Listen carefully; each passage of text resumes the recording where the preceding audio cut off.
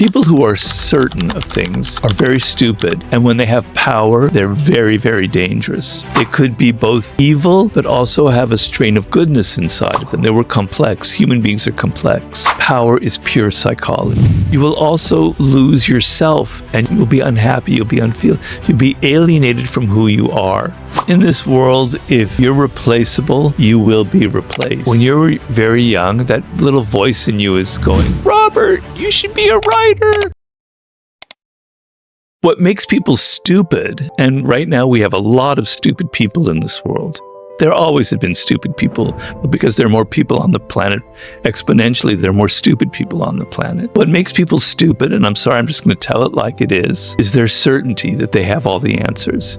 This is what's going on with our government. This is what's wrong, with this or that. This is what people should be like. So you're narrowing your focus to this little tiny little rail, something that you heard from somebody else. It's not even your own stupid idea. You've absorbed it on the internet, whatever, and you're going down this kind of monorail path. Meanwhile, the world is all around you and you're just going like zoom like that because you're so certain you have the answer. And when you have leaders, this is to get back to the Greek thing, when you have leaders who are so certain, they enter a country into a war they haven't been thought out of.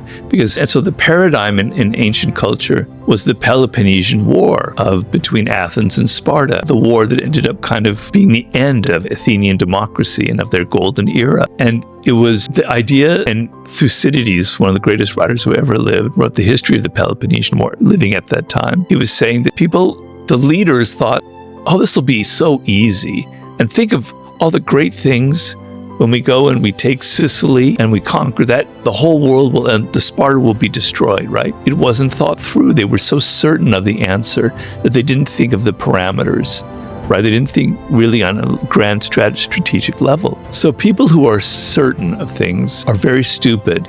And when they have power, they're very, very dangerous. I'm not saying evil people aren't dangerous, but incompetent, stupid people who are so certain, who haven't thought things through, are just as dangerous as evil people. One of your fellow countrymen from 200 years ago, exactly 200 years ago, a gentleman named John Keats, a poet, came up with a concept called negative capability. And negative capability, he wanted to answer the question was, why is Shakespeare, another one of your countrymen, why was Shakespeare so brilliant? Well, his characters were so realistic because he made them as real human beings. And what he could do was, they weren't stick figures. Shakespeare could think of a person and entertain two things about them at the same time. They could be both evil, but also have a strain of goodness inside of them. They were complex. Human beings are complex. And negative capability is the essence of being creative. It means you can hold two thoughts in your head at the same time, two thoughts that apparently contradict each other, but you can entertain them and not grasp at one or the other. So you're kind of able to deal with ambiguity, and you're able to say, life isn't that, it isn't that. It's kind of both at the same time. That is creativity. That is real thinking. I mean, I could go on and on about my ideas about live ideas and dead ideas, but this is real live thinking. When I wrote the 48 Laws of Power, I have somebody through my whole life loves playing games. I don't mean that in abstract sense. I mean literally, like chess, backgammon, sports, poker, whatever. And I like the cleanness of a game. It's like you do this and you can win, etc. But there's also a psychological element in it. So particularly when you're playing poker and you're bluffing, and I was always fascinated by this, it's a game of chance. You don't really know what cards you're going to get. But that fellow over there, he's been bluffing. He bluffed before. I'm sure he did. He's going to do it again, right? So the psychology starts entering into the picture in a game of chance. It's not a game of chance. There's certainly skill involved, but a lot of it's chance. And because he bluffed before and he's got that look in his eye, all right, I'm going to fold. You don't realize that so much of the game of power has nothing to do with data and you being a better person at something. A lot of it is pure psychology and intimidating people and winning before you even enter into a battle. So if you have a reputation, you carry it with you. And the reputation doesn't have to be real. Personally, I don't know how valid this is. I have this reputation now of being this Machiavellian character who's, if Robert's 5 minutes late, it means he's playing a game, even though it's probably just the traffic. But my reputation now kind of put people a little bit on their heel, where it's not necessarily true about me, but it kind of goes ahead of me, and it influences. And so extra form of power. So the idea the overall arching idea to pull us out of the specific is power is pure psychology. Pure psychology. And what I mean by that is the CEO of a company, he doesn't get there based on, it's not like baseball where balls, you have a good batting average or OPS. All right, you're going to get in the lineup, they're going to bat you in the cleanup spot. Life isn't like that. So the way somebody rises to the CEO, and I know because I was on the board of directors of a publicly traded company, is not about metrics. It's not about things that they've actually done. It's about psychology. People rise to positions of power because they know how to play the game, and they know how to play the game's psychology. They know how to appear. They know how to play the optics. They know how to intimidate. They know how to say less than necessary. They know all the psychological little gambits. And that's why I wrote the 48 Laws of Power. It's kind of like, this is the game of life, the game of power. The rules are a little bit nebulous. But here's how you play. You play by mastering these little psychological bits. One of them is your reputation. They post things on social media when they're young, not realizing that 5 years later, when they're trying to get a job at a law firm, they're they're doing incredibly ridiculous things on Instagram, and that part of their reputation. Everything you do is reflected through the social world. Nothing is in isolation. People are continually judging you. So you have to be aware. You have to think before you post. You have to think, how are people going to take this? If I say this stupid, rude thing that comes right out of me because I don't control my tongue, one false step will ruin your reputation. Well, the other thing about reputation and credibility is it has to be consistent. So you have to it's like a brand. You're known for something. You're known for being strong. You're known for being self-confident. You're known for being Machiavellian or whatever. There's a certain kind of shape to it. And if you're all over the map and you're going over here and your reputation is about that, it's about this, it looks weak. It makes it look like, because we want to feel like people judge on appearances. They don't judge on the reality of who you are. They don't know who I am or who you are. They judge on what they see and how we appear. And if those appearances, they want to have something consistent that they can grab onto. They want to say something simple. That guy is funny and that's who he is. This guy is that. They want a very simple formula. And if you can't be consistent, if you're all over the place, if you're changing your ideas, you're conservative, then you're liberal, blah, blah, and you're trying to tack with each wind to get power, yeah, you'll get some power that way, but it'll make you look weaselly. It'll make you look distrustful, and people won't like that, and your reputation will be one of somebody who has no soul, who has no core. So reputation also has to have a consistency, a core to it, a soul that binds it all together. Poke hole in your enemy's reputation and you will destroy them. Bring up things that are inconsistent with the reputation and you will have ruined. Be like popping a balloon. It'll just go like that. And I talk about how in that chapter, how P.T. Barnum played that game to ruin other people's reputation and make people wonder, is he really like that? I guess not, because I just saw this fact that contradicts it. So I'm giving you some very evil Machiavellian advice out there if you have enemies. In this world, if you're replaceable, you will be replaced, right? So if in your job, you're in your 20s and you're doing something that other people could do, and by the time you become 28, they can hire somebody 24 when they hired you, but for less money, they will do that right away. It's a brutal world. So if you're replaceable, you will be replaced.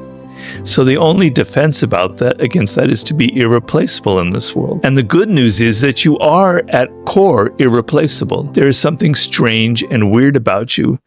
Once again, I hate to say it, but it's a chapter that I'm writing right now, my Sublime book. Okay, and I explain in Mastery where that comes from biologically, your DNA, how you are marked as a unique individual at birth, the combination of variants in your chromosomes, it's mathematically impossible for it to ever be replicated. Yes, the variations are marginal. The differences aren't great between you and me, but those little differences are the differences between me liking this kind of hip-hop music and you liking a different kind of hip-hop music, right?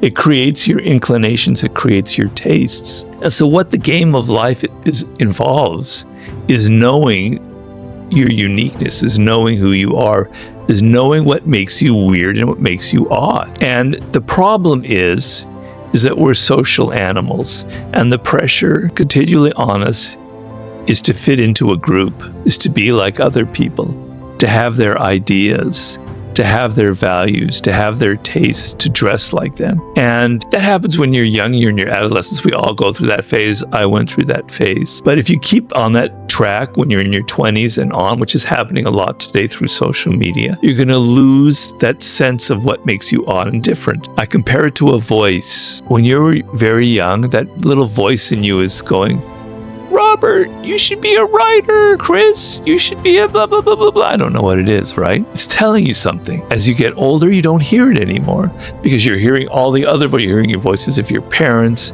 the teachers, the culture around you, your peers, your friends, telling you this is what's cool, this is what's not cool. And that little voice comes completely drowned out. And so you don't know who you are anymore.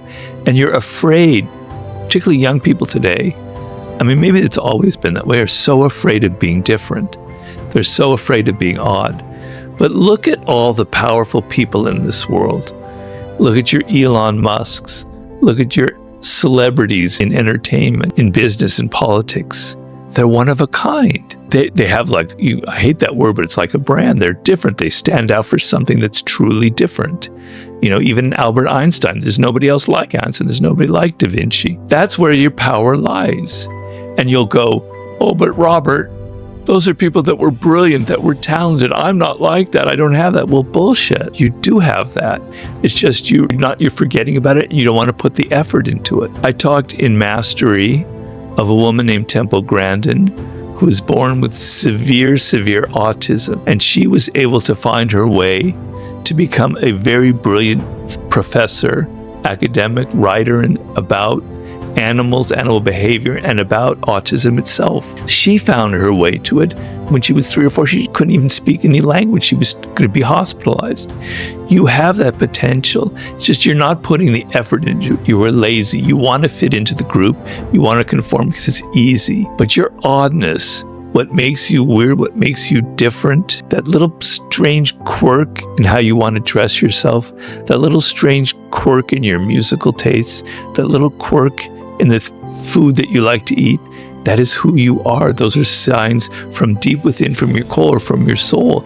This is who you are. And if you lose that, not only are you not going to be successful in life, you will also lose yourself and you'll be unhappy, you'll be unfulfilled, you'll be alienated from who you are. And you can get away with that when you're young because you're happy, you look good, you've got energy, things are going right. You get into your 30s and you're like everybody else, and you don't know who you are and you don't know what you like anymore, and you're just following the trends, you start to get depressed and you start going down this rabbit hole and things can turn really ugly. So you need a bit of courage in life. You need to go, okay, I am weird. I am strange. Lean into it. So when I had the 48 Laws of Power, when I first wrote the book, without it being published yet, it was a very strange looking book. And it reflects my own strangeness. Things on the margins, stories, everything broken up, images, quotes here and there. It's kind of how my brain is, a hodgepodge, kind of a mess, really. And the publishers, they bought the book, but then they came back to us and they said, Robert, can you kind of maybe make this more like other books?